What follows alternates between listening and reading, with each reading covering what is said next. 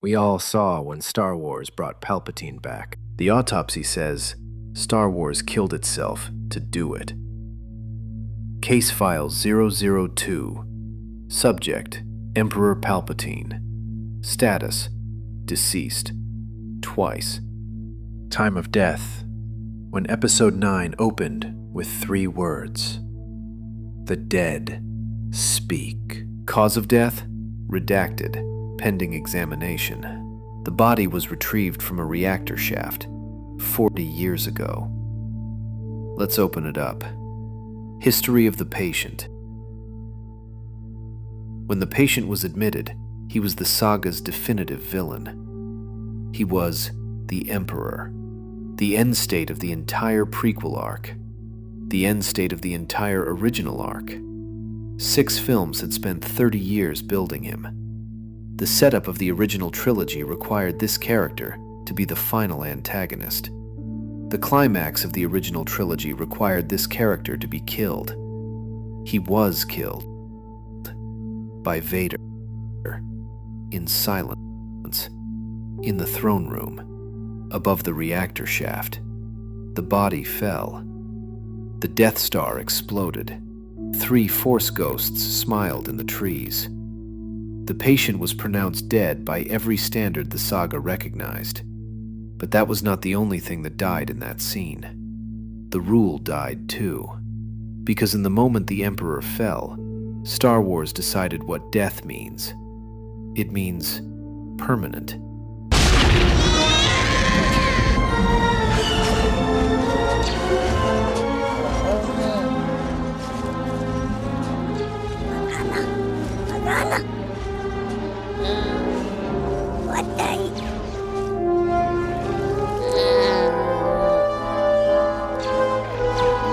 It means consequential. It means the body does not climb off its own slab. That rule held for 40 years. It held through 3 prequels. It held through 8 television series. It held while the saga rested. It held in books and comics. It held in childhood. The Emperor was dead. Star Wars had ruled that final. A finality is not a plot point. A finality is the foundation everything else stands on. If the Emperor can be killed and stay killed, then so can a Jedi. So can a hope. So can a galaxy. The rule was the saga's stakes. Prior conditions. Prior conditions on file. And the chart is alarming. Finding one. The new trilogy arrived in 2015 without an antagonist designed for its ending.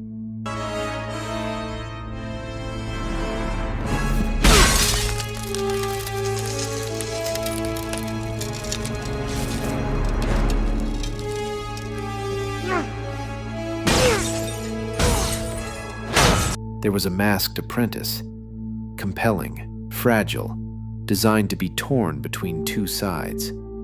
And there was a shadowy master, tall, scarred, hidden in the dark. Leading them to the last Jedi. If Skywalker returns, the new Jedi will rise. Finding 2. The shadowy master was discarded in the middle film of the trilogy. We have ruled on that body separately. Case File 001 is closed. We do not reopen it here. What we examine here is the consequence. The trilogy now had a flawed apprentice as its lead antagonist. A character built specifically for conflict, not finality. Finding 3. A flawed apprentice can carry a chapter. A flawed apprentice cannot carry the close of a 9-film saga. Kylo Ren was written for ambiguity. The structure of his arc required redemption to remain available. Redemption is not a finale. Redemption is a turn. A villain who can be redeemed cannot be the body the saga ends on. Finding 4. The trilogy's 3rd film was now 12 months out, with no antagonist capable of carrying the ending. The clock was running. The runway was short, and the saga had built nothing to end on. This is the chart of a patient whose prognosis was failure to conclude. The examination. Episode 9 begins with 3 words. The dead speak. And then Poe Dameron explains it. And it confirms the worst. Somehow Palpatine returned. Somehow, Palpatine returned. The resurrection of the saga's definitive villain, delivered with the word, somehow. A proper autopsy rules out every other cause first. The defense of this choice is real. It is mythological. We grant it in full. Palpatine is the saga's definitive antagonist. He is the man who orchestrated the Republic's fall. He is the architect of every fall in the original trilogy. To close a 9-film story with anyone smaller than him is mythologically incoherent.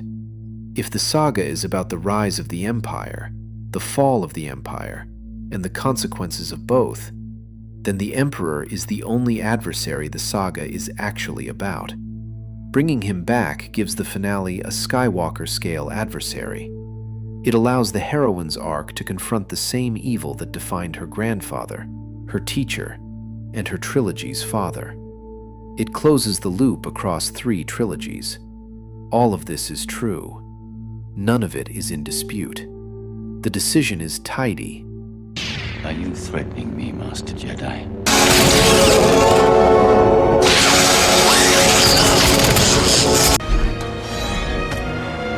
And with a stroke of her saber, the Sith are reborn. It is symmetric. It is the bow the saga's stagecraft was reaching for, and the tidiness is the problem. It's a bow around an empty box. Nobody comes downstairs on Christmas morning for the bow. We call the witness. Ian McDiarmid played the Emperor for 40 years. He played him in Return of the Jedi. He played him in the prequels. He played him in The Rise of Skywalker. In an interview at the Episode 9 premiere, McDiarmid was asked about coming back. He said he had asked George Lucas at the end of Return of the Jedi whether the Emperor would return. Lucas told him no. The character was dead. I thought I was dead. His words. That was it. That I was absolutely categorically dead. On camera. That is Exhibit A. We submit Exhibit B. In Empire magazine, McDiarmid was more direct. He said the character was, of course, dead at the end of Return of the Jedi.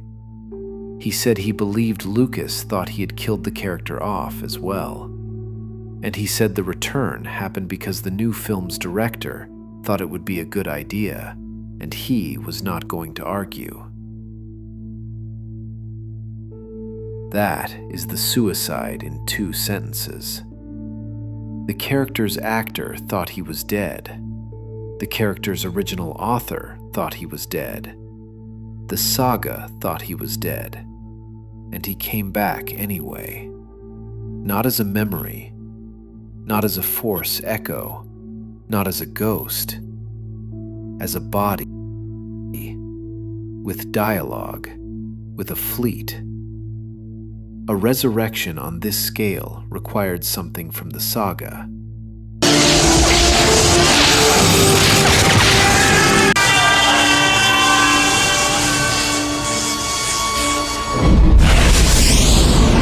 All the galaxy as the new Emperor. But beware. It required the saga to forfeit a rule. You cannot kill a death. You can only declare that a death no longer was one. The original trilogy ruled this death final. The actor confirmed it. The author confirmed it. The resurrection overrode all 3. The body climbed off its own slab. The saga reached 40 years back to unkill the one death it called final. And in reaching back, it ended the rule that gave the original death its weight. Now we go to the body. Cause of death. The obvious cause of death is that resurrecting Palpatine was a bad creative choice. That is not the finding. The cause of death is structural. It is not about taste. The saga had a choice. Build a new antagonist worthy of ending 9 films on, or reach back for the old one. A new antagonist would have required investing in characters the saga had not finished building. The old antagonist required no investment. The saga chose retreat over invention. That choice has a structural cost. The cost was the rule. The rule that death is permanent. You already have.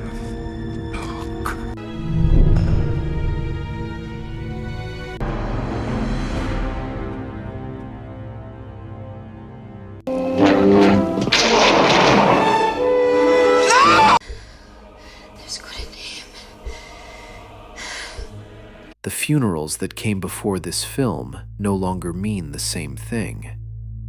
The body climbed off its own slab. That is the cause of death. Not the choice itself, the structural consequence of the choice. The saga forfeited the rule that gave its own previous deaths weight. You cannot have stakes in a story where death is reversible. The ruling is not against any single person. It is not against the actor who served the decision. It is not against the director who made the call. The ruling is on the act itself. The act forfeited the rule. The perpetrator and the victim are the same body. This is the definition of suicide. The original trilogy ended with stakes intact. The new trilogy ended by undoing the original. The body in the morgue is the saga. The toe tag always had one line left blank. We can fill it in now. Ruling, suicide. Perpetrator, the saga itself. Victim, the rule that death is permanent.